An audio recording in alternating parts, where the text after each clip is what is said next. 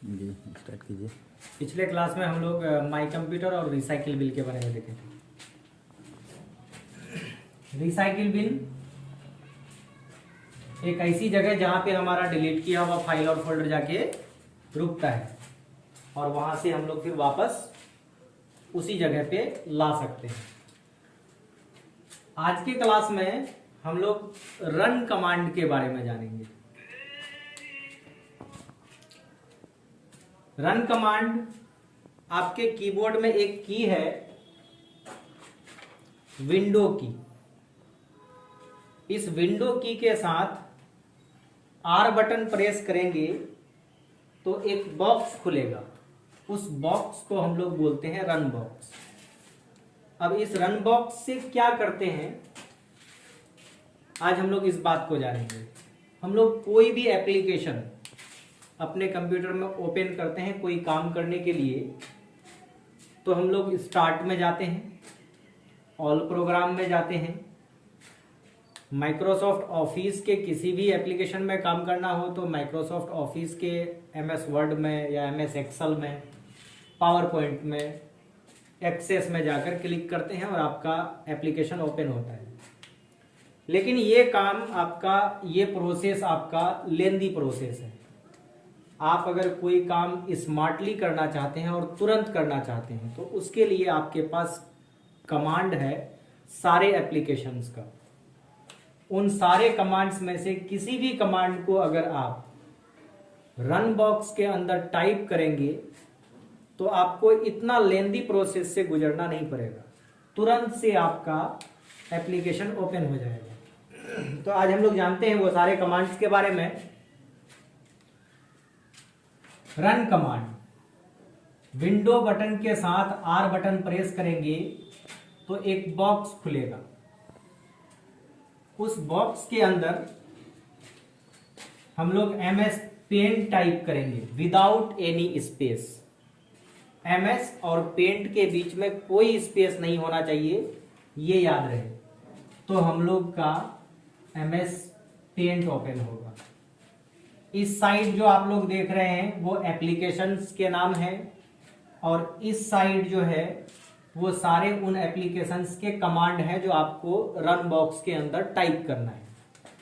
तो सबसे पहले हम लोग एमएस पेंट अगर ओपन करना चाहते हैं तो उसके लिए MS Paint without space press करेंगे, टाइप करेंगे और इंटर प्रेस करेंगे तो आपका एमएस पेंट ओपन हो जाएगा। उसके बाद अगर आपको नोटपैड ओपन करना है तो आप नोटपैड लिखेंगे सिंपली। उसके लिए सिर्फ नोटपैड ही लिखना है आपको।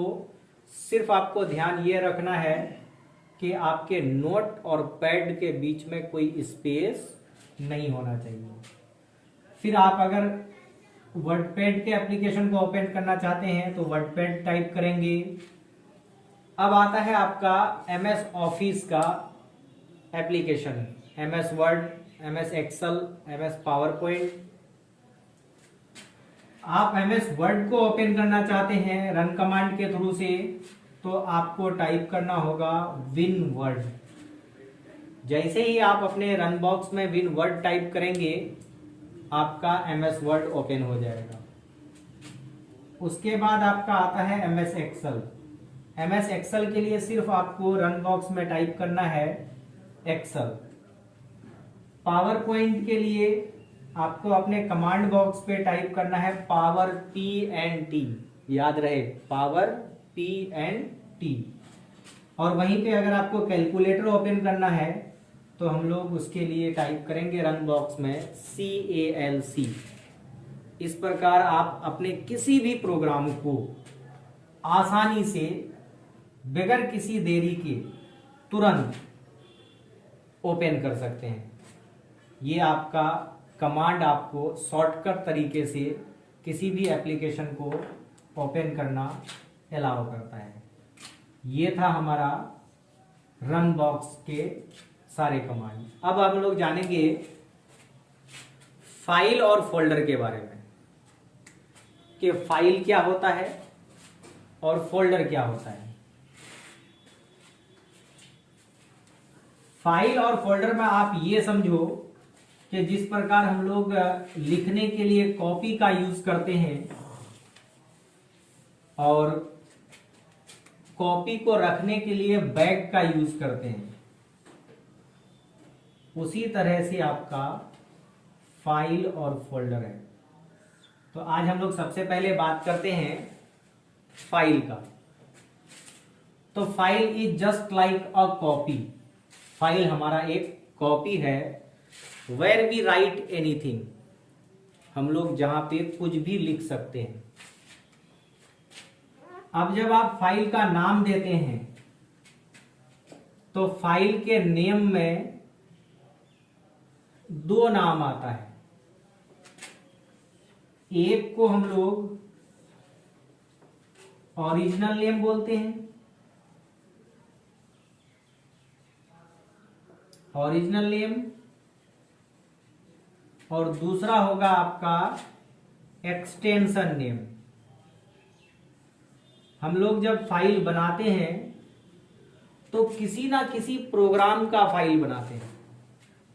वो फाइल या तो आपका नोटपैड का होगा, या वर्डपैड का होगा, या एमएस वर्ड का होगा, या एक्सेल का होगा। किसी ना किसी प्रोग्राम का फाइल बनेगा। अब बात आती है कि कोई भी प्रोग्राम जो बनाया गया है वो यूनिक कोड के तहत बनाया गया है। किसी भी प्रोग्राम का कोड दूसरे प्रोग्राम से मैच नहीं करता है। तो हम लोग कोई भी प्रोग्राम में फाइल बनाते हैं तो फाइल का एक नाम देना पड़ता है मैन्युअली, जो यूजर के द्वारा, मीन्स जो क्रिएट कर रहा है फाइल को, उसके द्वारा दिया जाता है। तो वह नाम जो यूजर के द्वारा मैन्युअली दिया जाए उस नाम को हम लोग बोलते हैं ओरिजिनल नेम। और प्रत्येक प्रोग्राम को एक यूनिक कोड के तहत बनाया गया है, तो उस कोड को हम लोग बोलते हैं एक्सटेंशन नेम। जब हम लोग कोई फाइल बनाकर उसको सेव करते हैं, कोई नाम देते हैं, तो प्रोग्राम भी एक अपना यूनिक कोड उसके साथ ऐड कर देता है। उसी यूनिक कोड को ही हम लोग एक्सटेंशन नेम के थ्रू से जानते हैं। तो आज के क्लास में हम लोग जानेंगे कि ओरिजिनल नेम और एक्सटेंशन नेम, किस प्रोग्राम का एक्सटेंशन नेम क्या होता है। तो सबसे पहले मान लीजिए कि आपने एक फाइल बनाया आईसीएम के नाम से। अब ये फाइल अगर आपने आईसीएम के नाम से बनाया तो किसी ना किसी प्रोग्राम में बनाया। मान लीजिए कि ये फाइल आपने एमएस वर्ड में बनाया, तो जब आप इसका नाम सेव करते वक्त जब आप इसका नाम दिए आईसीएम, तो कंप्यूटर ऑटोमेटिकली उसके साथ एक्सटेंशन नेम ऐड करेगा। और वो एक्सटेंशन नेम क्या होगा, तो आपको पता होना चाहिए कि आपका MS Paint, Notepad, WordPad, MS Word, MS Excel, ये सारे का एक्सटेंशन नेम आपको पता होना चाहिए। तो जैसे वर्ड है, वर्ड के साथ आपका जो एक्सटेंशन नेम जुड़ेगा वो जुड़ेगा .docx। ये बात याद रहे, हमारा पिछला वर्जन 2003 एमएस वर्ड 2003 खत्म हुआ है, उसमें जो एक्सटेंशन नेम था वो 3 लेटर्स के थे। और 7 से लेके अब तक जितने भी प्रोग्राम आ रहे हैं वो सारे प्रोग्राम में एक्सटेंशन कोड जो है वो 4 लेटर्स का है। इसीलिए यहाँ पे एक्स एक्स्ट्रा में आया है इन कंपैरिजन टू 2003। अगर आपको कोई पूछता है कि 2003 का एक्सटेंशन नेम क्या है एमएस वर्ड का, तो आप सिर्फ .doc बोलेंगे। लेकिन वहीं पे करंटली जैसे 2007, 2010 तो .docx। तो यहाँ पे एक नाम है आपका आईसीएम, दूसरा है आपका .docx। ये आईसीएम हमारा ओरिजिनल नेम हुआ। और नेम हुआ ओरिजिनल नेम। और ये .docx हमारा एक्सटेंशन नेम हुआ, एक्सटेंशन नेम। और फिर कहेंगे कि ये डॉट क्या, तो ये डॉट ना आपके ओरिजिनल नेम और एक्सटेंशन नेम को सिर्फ सेपरेट करता है कि ये अलग है और ये अलग है। अब हम लोग जानते हैं कि कौन से प्रोग्राम का एक्सटेंशन नेम क्या होता है। तो सबसे पहले हम लोग जानते हैं MS पेंट के बारे में। MS पेंट का extension name .bmp, MS Paint. Programme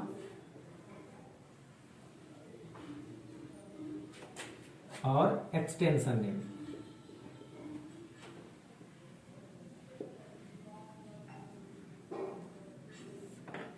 MS Paint का जो एक्सटेंशन नेम होगा वो होगा .bmp। उसके बाद आएगा हम लोग का नोटपैड।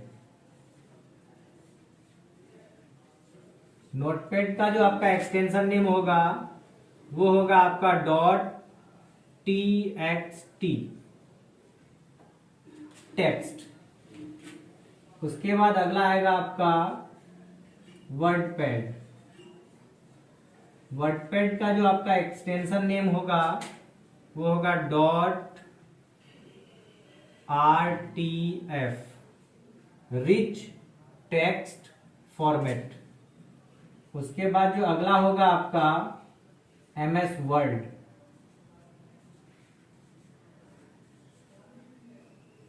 MS वर्ड .docx, लेकिन वहीं पे अगर आपको इंडिकेट कर दे कि 2003 तो उसके एक्सटेंशन नेम में हम लोग लिखेंगे .doc।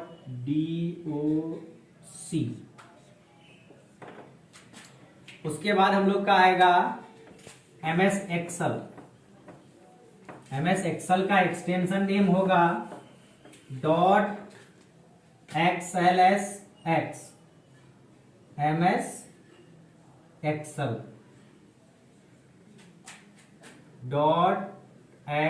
.xlsx। उसके बाद आएगा आपका MS power point. MS power point का जो एक्सटेंशन नेम होगा वो होगा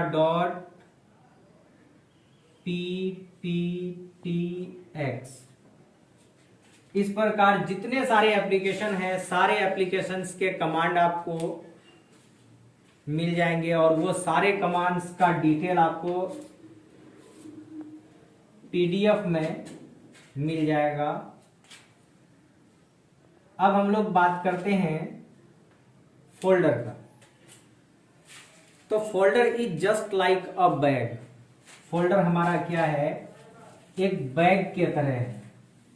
वेयर वी होल्ड एनीथिंग, जहां पे हम लोग कुछ रख सकते हैं। तो क्या रख सकते हैं, तो फाइल भी रख सकते हैं और फोल्डर भी रख सकते हैं। जब हम लोग फोल्डर के अंदर फोल्डर रखते हैं तो उसको सब फोल्डर कहा जाता है।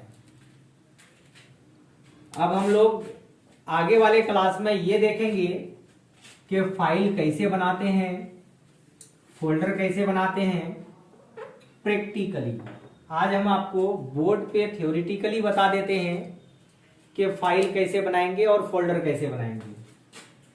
आपका लोकेशन मान लीजिए कि डेस्कटॉप है, आप डेस्कटॉप पे कोई फाइल बनाना चाहते हो तो आप डेस्कटॉप पे राइट क्लिक करेंगे, right click on desktop.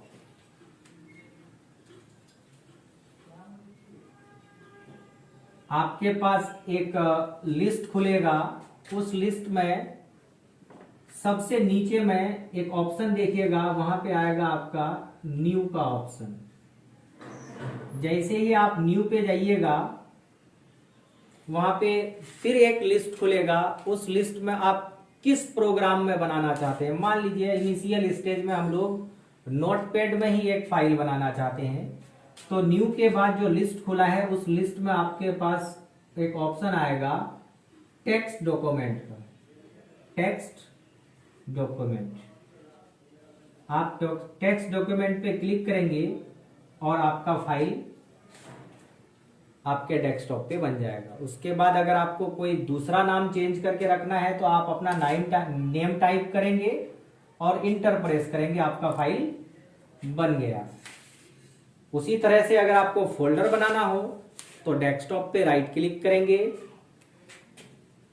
New पे जाएंगे, सबसे ऊपर में ये लिस्ट में एक फोल्डर का ऑप्शन होगा, फोल्डर पे क्लिक करेंगे और फोल्डर बन जाएगा। फिर कंप्यूटर अपने से एक नाम दे देगा फोल्डर का, अगर आपको वो नाम रखना है तो इंटर मार देंगे, अगर आपको अपना कोई नाम रखना है तो नेम प्रेस करेंगे और आपका इंटर मारने के बाद फोल्डर आपके डेस्कटॉप पे बन के तैयार हो जाएगा। नेक्स्ट क्लास में हम लोग ये सारे चीज का डिटेल से प्रैक्टिकली देखेंगे कि फाइल कैसे बनाते हैं, फोल्डर कैसे बनाते हैं, शॉर्टकट के थ्रू से फोल्डर कैसे बनाते हैं, जिस नाम से फोल्डर नहीं बनता है उस नाम से कैसे बनाते हैं, जिस नाम से फाइल नहीं बनता है उस नाम से फाइल कैसे बनाते हैं, बगैर नाम का फाइल कैसे बनाते हैं, बगैर नाम का फोल्डर कैसे बनाते हैं, और कैसे हम लोग चेक करेंगे कि ये फाइल हमारे किस प्रोग्राम का बना हुआ है। तो अगले क्लास में इन सारे टॉपिक्स पे हम लोग बात करेंगे। आज का क्लास यहीं पे समाप्त होता है।